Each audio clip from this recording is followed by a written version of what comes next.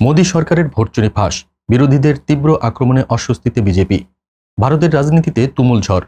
প্রধানমন্ত্রী নরেন্দ্র মোদীর বিরুদ্ধে উঠেছে ভয়াবহ অভিযোগ, ভোট চুরি করে ক্ষমতায় টিকে থাকার। বিরোধী দল কংগ্রেস ও রাহুল গান্ধীর দাবি, 2024 সালের নির্বাচন হয়েছে ভুয়া ভোটার তালিকার ভিত্তিতে।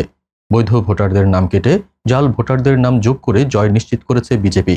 আর সেই কাজে সাহায্য করেছে নির্বাচন কমিশন ও অমিত শাহ।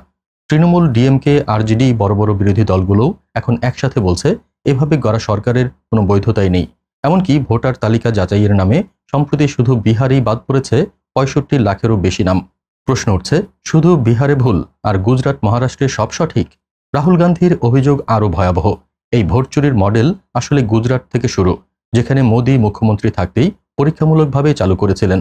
পরে জাতীয় নির্বাচনে সেটাই ব্যবহার করে একের পর এক জয় নিশ্চিত করা হয়। অভিযোগ নস্যাৎ করেছে বিজেপি, কিন্তু বিরোধীদের সরব আন্দোলনে দেশজুড়ে তৈরি হয়েছে তীব্র প্রশ্ন, মোদীর ক্ষমতা কি সত্যিই জনগণের ভোটে, নাকি এক বিশাল ভোট কারচুপির খেলায়? উত্তরটা পেতে হলে নজর রাখতে হবে আসন্ন দিনগুলোতে।